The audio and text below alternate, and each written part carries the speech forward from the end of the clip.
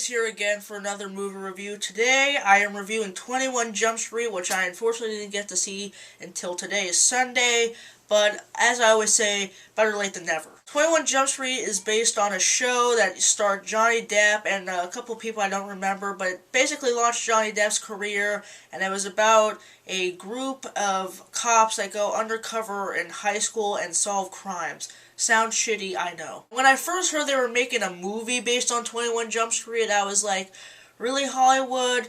That sounds really lame, and it sounds like you're running out of ideas. Fortunately, though, Jonah Hill and the other writer of this movie knew that, and they made a movie that was a comedy, not a drama, and they make a bunch of in-jokes about what I just said exactly, how Hollywood's running out of ideas and they basically rehash old TV shows and make them into movies. This movie doesn't really have anything to do with the show, but the plot of this movie is that two cops played by Channing Tatum and Jonah Hill, who were enemies in high school, become friends through the police academy, and when they graduate, they are these two cops that are on park duty, but after arresting a guy, they forget to read him the Miranda rights, so they get demoted to 21 Jump Street, which is an undercover program from the 80s.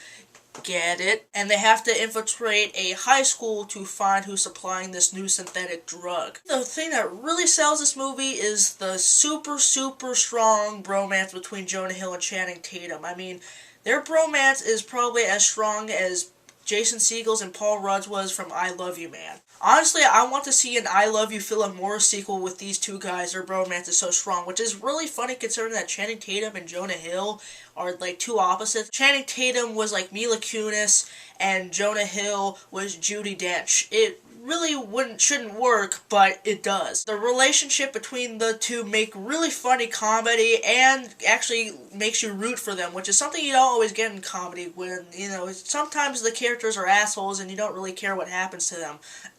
Bridesmaids. This movie is chock full with raunchy humor, but also very funny self-referential humor. Like, in the trailer you see that Ice Cube talks about how they're reviving an old 80s, undercover unit, and in the movie they even make a joke where the people upstairs, they keep rehashing old ideas and they expect people to watch them and not notice that we're rehashing stuff, which made me laugh. And the same guy played by Nick Offerman says, "You guys are going to report to 37 Jump Street." Wait a minute, that doesn't sound right. And there's a bunch of jokes like that I don't want to spoil for you guys, but they made me laugh probably the most because they are aware of how stupid it is and how common this trend is, and they really kind of take it into a whole new direction, and they make it fresh and funny. Another thing I found really clever is when Jonah Hill and Channing Tatum were in high school, there was a certain, dynamic. There was, the cool kids had a criteria, the nerdy kids had a criteria, but when they go to this high school, everything's changed, everything's modern, there's new trends, it's cool to be eco-friendly. So Channing Tatum, he kind of ends up becoming friends with the nerdy kids, and Jonah Hill is kind of getting in more with the popular kids, and I thought that was a really funny role reversal, and they make it actually into a pretty sweet, not side plot, but they kind of make it into a pretty nice setup. I actually kind of thought that I bought it, and it was actually kind of added to the movie. It had some heart to it. There's a really funny car chase, too, and they make a bunch of jokes about explosions and stuff, and most action buddy cop movies have a car chase for some reason, even though it comes out of nowhere. And this movie, it kind of comes out of nowhere, but they're aware of that, and they make jokes about 80s action films and stuff, and I really like that a lot. And every time the movie was doing something stupid, it knew it, and it knew to reference it. And many people were praising this movie as like the funniest R-rated comedy since The Hangover.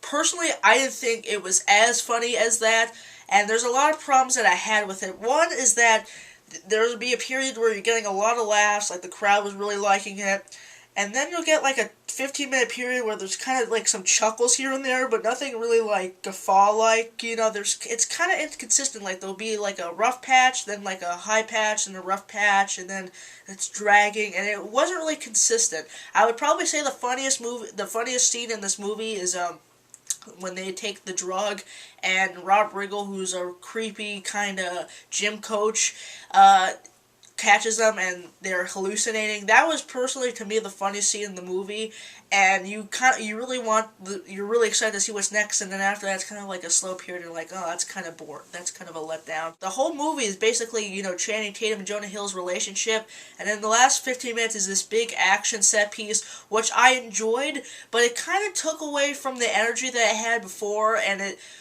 while it wasn't bad, it wasn't as fun as it was before. I just liked it more when they were, just telling jokes and building their relationship, not shooting stuff. Even, like, during the car chase, there's action, but they still have, like, a bromance thing going on, and they're self-referencing old movies. Here, they kind of forget about that and leave it just to the last 15 minutes to become kind of cliched. 21 Jump Street is a little overrated, but it's definitely the best movie of the year so far. It's actually the first movie this year I've given over a 2.5, which shows you what a slump I've been seeing in movies this year. I mean, I've pretty much missed all the good ones.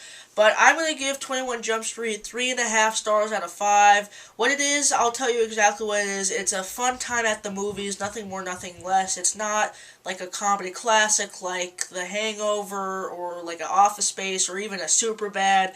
But it's just a fun time at the movies, and it's definitely the best thing that I've seen so far this year. So what are your thoughts on 21 Jump Street? Please comment below if you've seen it. Also, please comment, rate, and subscribe for more rants, reviews, Blu-ray updates, and more. And see you next time, and see you guys later.